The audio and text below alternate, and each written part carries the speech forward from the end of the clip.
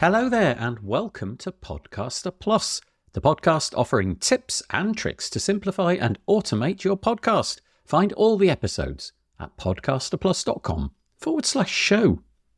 Today, we're diving into a technical aspect that can significantly impact your podcast monetization, the funding tag in your RSS feed.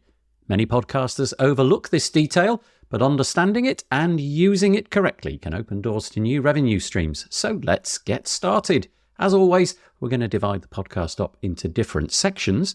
And the first section is, what is an RSS feed? I actually did a podcast episode about this. It was episode 8, but I'll reprise it basically here. Before we jump into the funding tag, let's quickly get to grips with the RSS feed. Your RSS feed is an XML file that acts as a directory for your podcast. It contains all the essential information about your show, including episode titles, descriptions, publication dates, and more importantly, the location of your audio files. This feed is what allows podcast apps like Apple Podcasts, Spotify, and all the others to discover and play your podcast to listeners. Okay, what about then the importance of the RSS feed?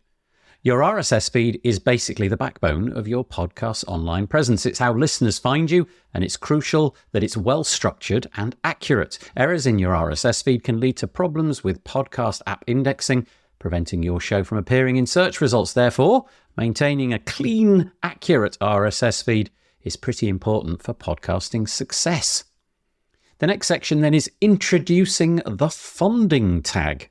Now, let's get to the heart of it all, the funding tag. Specifically, we're talking about the iTunes funding tag within your RSS feed. That's going to sound a little bit complicated, but what we are dealing with today is I'm going to call it code, but it's pretty obvious. I am highly recommending that you go to the podcast show notes. So that's podcasterplus.com/show and search for episode 9. It's going to be quite hard for me to describe what's going on here, but it will be very, very easy for you to see what's going on.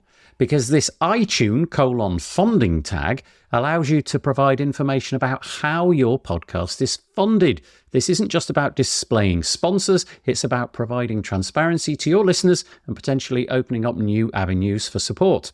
This tag is pretty useful for podcasts that rely on listener donations or memberships.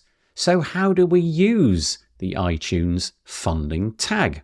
Well, this funding tag is relatively straightforward to implement. It's an extension of the standard RSS 2.0 specification. We're getting a bit nerdy here, aren't we? Specifically designed for podcasting. Within the tag, you can include details about your funding sources. This might include a link to, say, for example, a Patreon page or a PayPal donation link or information about a membership program you've got running. The key is to provide clear and concise information to your listeners. Remember to follow the correct XML formatting to ensure your podcast app correctly interprets this information.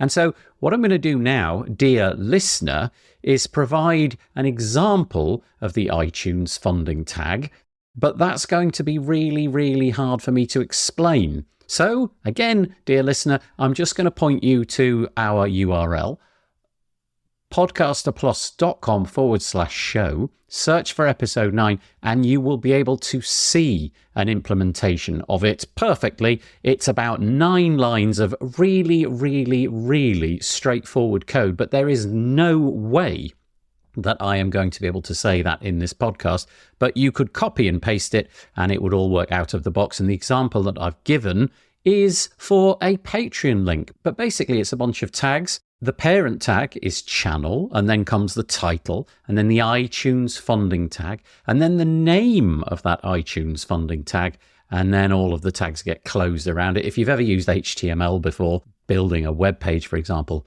this is going to be fairly straightforward for you. So go and check that out on the page. But next section then, what are the benefits of using the funding tag? Why would you bother even to do this? Well, there are several key benefits. The first one is transparency. It shows your listeners how your podcast is supported, building trust and potentially encouraging people to contribute. It also may increase donations because making it easy for listeners to find your donation links, well, that's going to increase the likelihood of receiving financial support. And it also might improve your discoverability. Some podcast apps might use this information to categorize and recommend your podcast to listeners interested in supporting creator-funded content. So the next section, technical considerations. Whilst the iTunes funding tag is relatively simple, it's crucial to ensure your RSS feed is correctly formatted. Errors in your XML can prevent the tag from working correctly. Always validate your RSS feed using an online validator, and I'll provide a link in the show notes again. And this will ensure that it meets the required specifications. Your podcast hosting provider should also offer tools and resources to help you manage your RSS feed effectively. This may also, of course, be something that you get your website developer to help you with.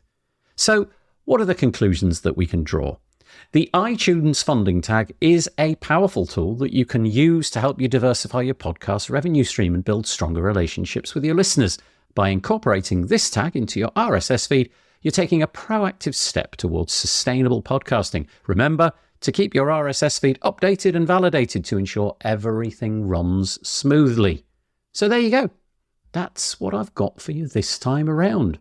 Just one last plea. If any of that was confusing, head to podcasterplus.com/show, find episode number 9 and have a look there. I'm sure it'll be more obvious when you see it.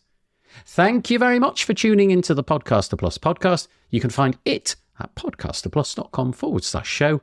And we will see you here next time for some more tips and tricks to simplify and automate your podcast.